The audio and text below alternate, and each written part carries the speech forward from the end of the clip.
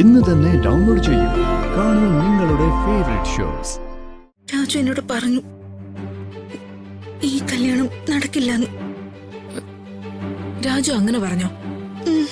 പറഞ്ഞു മാഡം.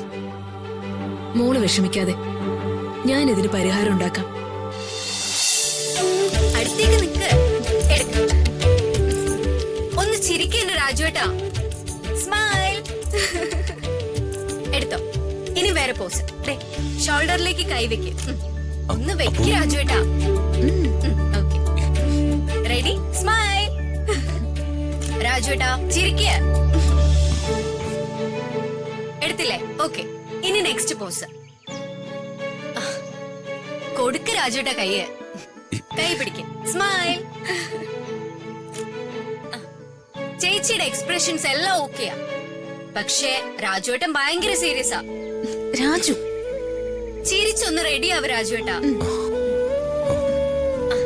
അടുത്തേക്ക് ചേർന്ന് നിക്ക്. എന്നിട്ട് ഇപ്പുറത്തെ സൈഡിലേക്ക് വാ. ചേച്ചി ചേർന്ന് നിക്ക്. ഓക്കെ.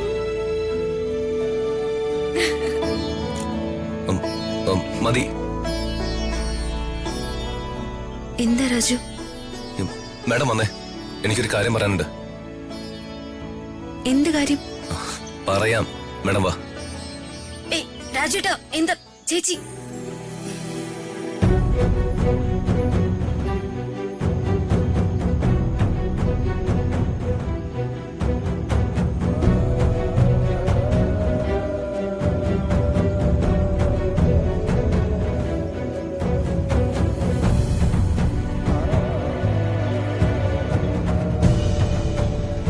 എന്താ രാജു? ഇതെന്തൊക്കെയാ മാഡം? ഇത് വെഡിങ് ഫോട്ടോഷൂട്ട് അല്ലേ? എന്ത് വെഡിങ്, എന്ത് ഫോട്ടോഷൂട്ട്? അത് അപ്പു പറഞ്ഞിട്ട്. ഋതിക മാഡത്തിനോട് എനിക്ക് വളരെ റെസ്പെക്റ്റും സ്നേഹവും ഉണ്ട്. എന്ന് വെച്ചാൽ രാജു, നമ്മുടെ കല്യാണം നടക്കാൻ പോവല്ലേ? അതിനു മുൻപുള്ള ഫോട്ടോഷൂട്ട്. എന്ത് കല്യാണം?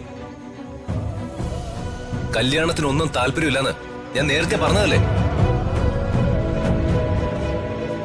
ഒരാളോട് സ്നേഹപൂർവ്വം പെരുമാറുന്നതിന് പ്രണയം എന്നാണ് അർത്ഥം.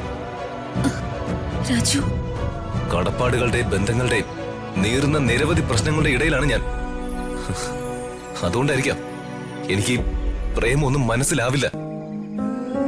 രാജു, അപ്പോ മാഡം, ഈ കല്യാണം ഒന്നും നടക്കില്ല. ഞാൻ പറയുന്നത് ആരും കേൾക്കാൻ തയ്യാറായില്ലെങ്കിൽ ഞാൻ ഈ നാട് വിട്ടോളായി പറഞ്ഞേക്കാം.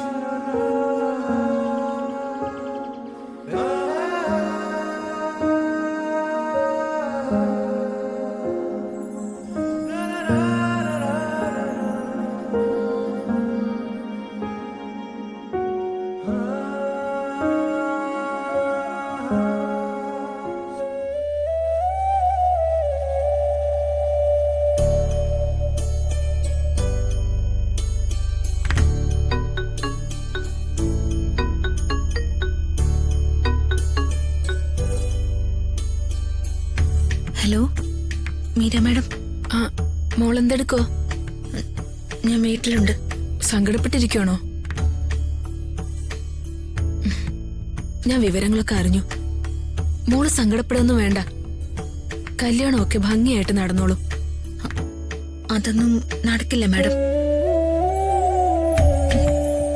രാജുന് എന്നെ ഇഷ്ടല്ല. അതൊക്കെ മോളുടെ തോന്നലാ. രാജുവിന് മോളോട് മാത്രമേ ഇഷ്ടമുള്ളൂ.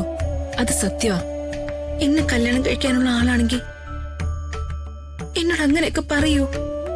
മോളോട് രാജു എന്തു പറഞ്ഞു? കുറച്ചു മുൻപ് ഇവിടെ ഒരു ഫോട്ടോഷൂട്ട് നടന്നു.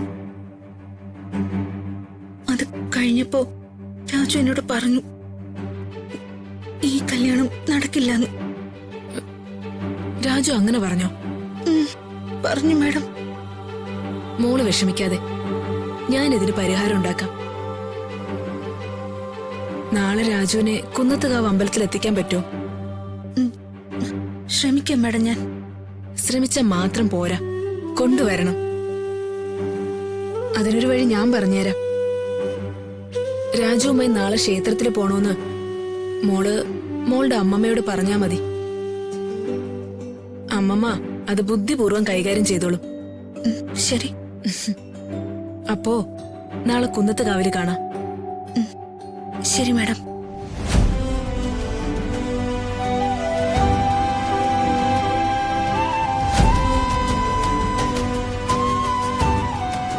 എന്ത് വില കൊടുത്തും രാജുവും ഋതുമോളും തമ്മിലുള്ള കല്യാണം ഞാൻ നടത്തും. രാജുവിനോട് ഞാൻ തുറന്നു പറയും, ഋതികയുടെ അമ്മ ഞാനാണ്.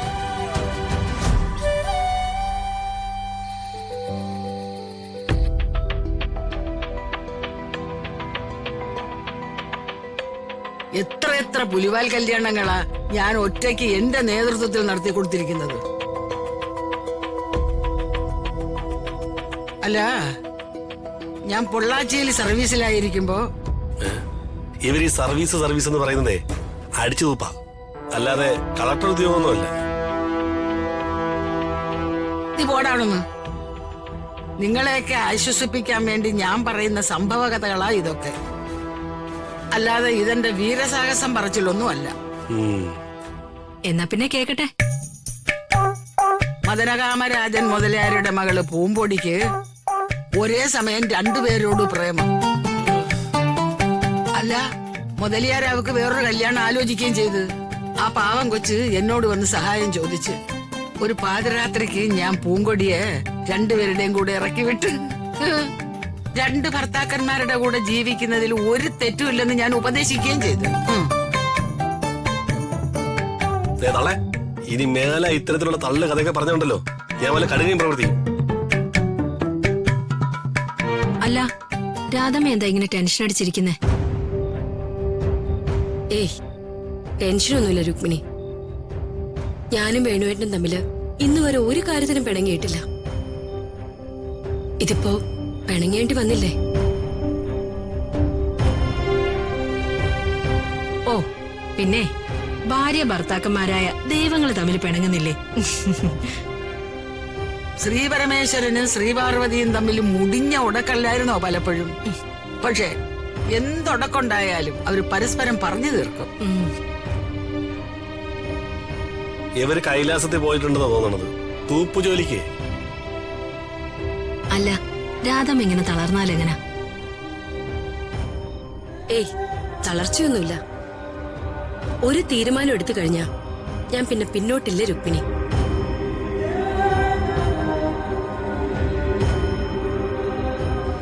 ഞാനെടുത്ത ഈ തീരുമാനം 100% ശരിയാണെന്ന് എനിക്ക് പൂർണ്ണ ബോധ്യമുണ്ട്.